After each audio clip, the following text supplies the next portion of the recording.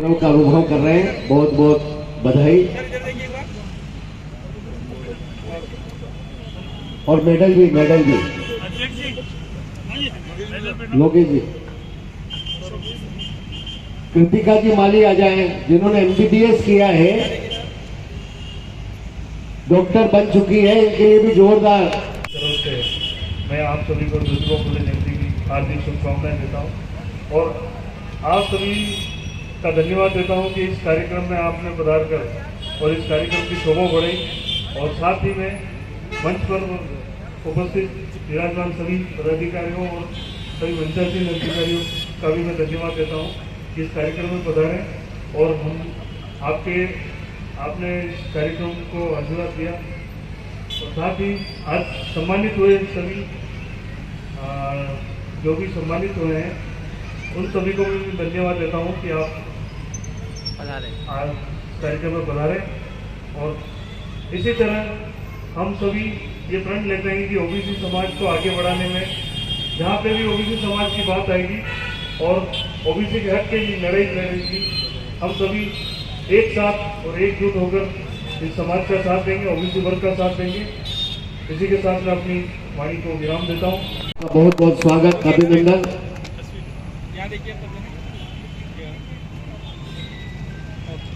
दिनेश जी वैष्णव भी पधारे हुए हैं, वो भी पधारे। चिन्मय चौधरी भी पधार जाए, जिन्होंने राष्ट्रीय रक्षा अकादमी में उनका चयन हुआ है। 25 लोग घर से लेके आ रहे हैं क्योंकि आज आपको खाली मात्र 1 घंटा देना है सुबह और 1 घंटा शाम को देंगे ओबीसी के लिए, तो आने वाला समय अध्यक्ष 500 लाभ है ओबीसी के लिए। हमारे संस्थापक सदस्य दिनेश जी माली साहब जो आज हमको उंगली पकड़ के चलाते हैं और हम उनके साथ चलते हैं, तो हम एक विदेश में रहने टाइम नहीं मिलता तो भी इनके कहने से आते हैं और आज इतना बड़ी इस प्रोग्राम को जिन्होंने आयोजन किया उसके लिए भी हम धन्यवाद देते हैं। और आप सबसे निवेदन है कि ओबीसी को आप करें और कुछ दिनों पूर्व ओबीसी सर्व ओबीसी समाज महापंचायत ट्रस्ट की ओर से 4 प्रोग्राम प्रतिभा सम्मान समारोह प्रोग्राम उदयपुर में किए गए थे।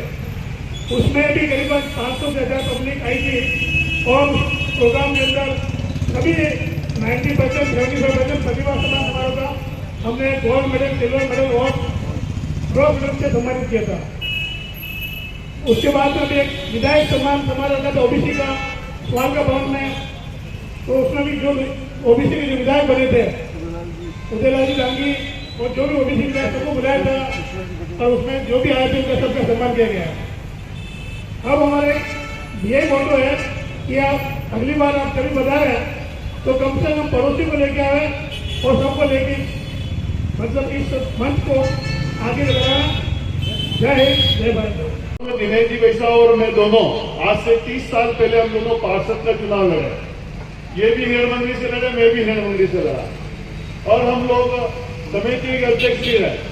मैं कभी कभी मन में आता था ओबीसी समाज एक कैसे हो, और ओबीसी समाज का जो महात्मा फुले जी ने जो कहा था, जो उनको कहा था सम्मान के लिए, हम सम्मान के लिए एक होना सीखें और ये सम्मान की बात है। आज भी हमारा ओबीसी समाज सर्वाधिक समाज है इस उदयपुर जिले में और सर्वाधिक होने के बाद भी आज भी अगर महात्मा फुले जैसे जनक, जैसे महापुरुष के जन्म जयंती पर भी अगर सुनकर भी यहाँ नहीं आ सके तो मैं सोचता हूँ अपने आप को ओबीसी कहने का उनको भी कोई हक नहीं है कि जिस महापुरुष ने इस ओबीसी समाज को इज्जत दिलाई, जिस महापुरुष ने सम्मान दिलाया, जिस महापुरुष ने मातृशक्ति को पढ़ना सिखाया। मैं कह रहा हूँ मैं दिनेश जी को ये ओबीसी समाज कभी भूलेगा नहीं, इसलिए नहीं भूलेगा कि ओबीसी समाज को सर्व ओबीसी समाज को एक करने का प्रयास करना और पहला कदम उठाना जीवन में मैं कह सकता हूँ। साथ में हमारे लोकेश जी, सूर्यप्रकाश जी, पूरी टीम है, रमाकांत जी।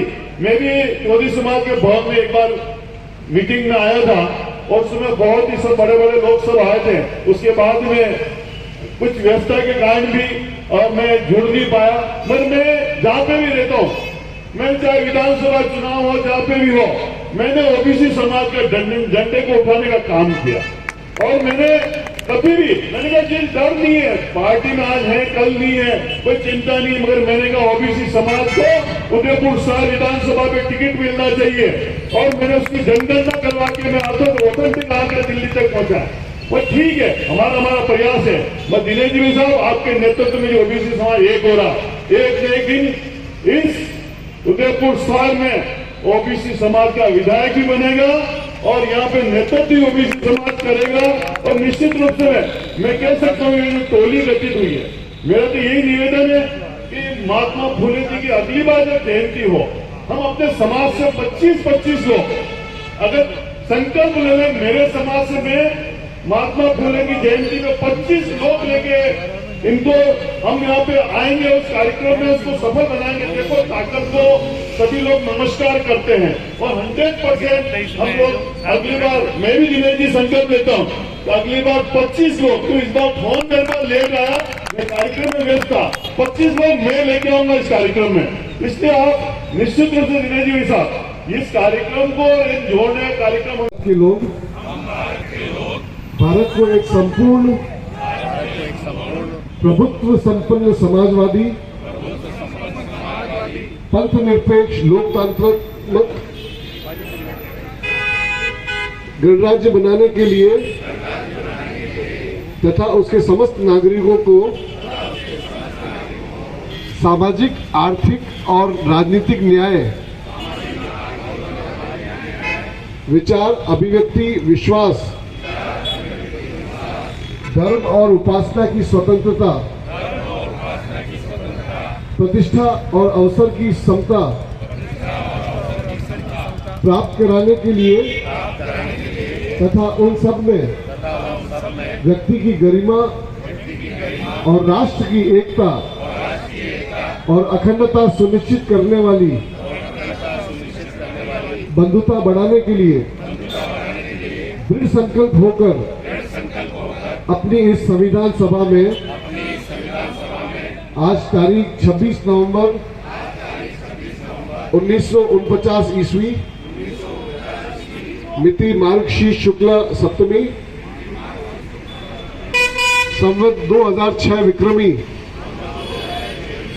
को एतद द्वारा इस संविधान को अंगीकृत, अधिनियमित और आत्मार्पित करते हैं। भारत माता की, भारत के संविधान की। आज मित्र एक ब्राह्मण मित्र के बारात में गए थे, लेकिन उनके साथ वाले लोगों को ये सुहाया नहीं कि यह बारात में कैसे आ गया। इस कारण से उनको उस बारात से वंचित होना पड़ा और जब पुणे में आकर के एक चौधरी में बैठ के अपने रो रहे थे, तो उधर से उस जमाने की जो व्यवस्था थी, तो हमारे जो शूद्र समाज के लोग थे, जो हरिजन समाज के लोग थे, उनके उस जमाने में आगे कुलका, पीछे झाड़ू बंधा हुआ था। वो 15-20-30 की टोली में जा रहे थे कि ज्योतिबा का क्यों रो रहे हैं। उन्होंने पूछा कि आप क्यों रो रहे हो? तो मेरा अपमान हुआ। उन्होंने कहा मेरा अपमान हुआ है। तो ये क्या होता है? तो मेरी इज्जत खराब हुई है। तो ये क्या होती है? तो ज्योतिबा फुले ने उस दिन सोचा, इन अज्ञानता के कारण तो स्वाभिमान और अपनी इज्जत की बात भी मालूम नहीं है, तो ये समाज अशिक्षित होने के कारण, अशिक्षा के कारण इस तरह की इनके साथ व्यवहार हो रहा है। तो उसी दिन से उन्होंने एक संकल्प लिया। वो ब्राह्मण लड़का उनके प्रेरणा का स्रोत बना और स्वाभिमान को नहीं जानने वाले मेहतर समाज के लोगों को तो शिक्षा के अभाव में वो जब उनको मिली, उन्होंने काफी मन में सोचा और उस दिन से उस प्रेरणा लेकर के समाज को परिवर्तन की एक मन में एक क्रांति जगाई। और उन्होंने धीरे धीरे उन्होंने उस समय कहा था, शिक्षा बिना मति नहीं, मति बिना गति नहीं, गति बिना वित्त नहीं, वित्त बिना व्यापार नहीं, और शिक्षा के बिना शूद्र के शूद्र भय। तो इस तरह के उनका एक दो लाइन का दोहा था, उसी के आधार पर वो आगे बढ़े। उन्होंने पहला स्कूल 1848 में पूना में एक लड़कियों का स्कूल खोला था, लेकिन तथाकथित जो महिलाओं को शिक्षा से वंचित रखना चाहते थे, उन लोगों ने उन स्कूल को बंद करा दिया गया कि तो पुरुष होकर महिलाओं को कैसे पढ़ा रहा है, बहुत प्रताड़ित किया। तो उनकी पत्नी उसमें सावित्रीबाई फुले जो अनपढ़ थी, उन्होंने कहा आपकी इस मिशन को मैं पूरा करूंगी, आप मुझे पढ़ाओ। तो तू कैसे पढ़ेगी? नहीं, मैं पढ़ूंगी। तो उन्होंने माँ सावित्रीबाई फुले को, फातिमा शेख को और सुगनाबाई को एक आम के पेड़ के नीचे 3 साल पढ़ाया और 3 साल के अंदर उनको 10वीं पास कराई। और उस 10वीं पास कराने के बाद उसमें अंग्रेजों का एक एसटीसी स्कूल था, एसटीसी कॉलेज था, तो महिला टीचर ट्रेनिंग उन्होंने अंग्रेजों के स्कूल में कराई। इस तरह से माँ सावित्रीबाई फुले भारत की पहली महिला शिक्षिका हुई। ये हमको गर्व होना चाहिए। आज वुमेन एम्पावरमेंट का, आज महिलाओं का जिस तरह से समाज में रोल है, अगर इसको किसी को अगर देन जाती है इस भारत में, तो हमारी माँ सावित्रीबाई फुले को जाती है। ये फुले दंपति क्यों जाती है? उन्होंने अनेक ग्रंथों पर रचना की, जिसमें गुलामगिरी, किसान का कोड़ा, सत्य शोधक समाज, इस तरह के अनेक ग्रंथों के निर्माण के माध्यम से समाज में सामाजिक समरसता, छुआछूत जिंदाबाद, ओबीसी मोर्चा जिंदाबाद, जमीन पे काम करो तब पता चलेगा। एक तुल्ली कटे बाल होगा।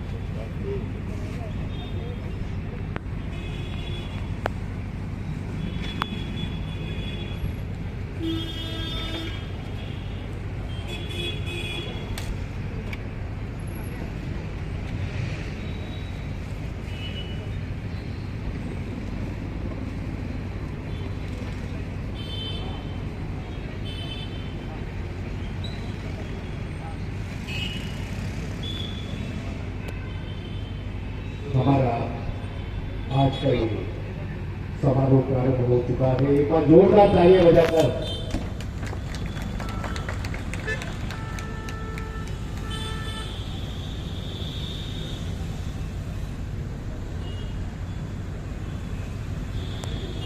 द कलर्स 18 उदयपुर न्यूज़ को सब्सक्राइब करें और हमेशा अपडेट रहिए।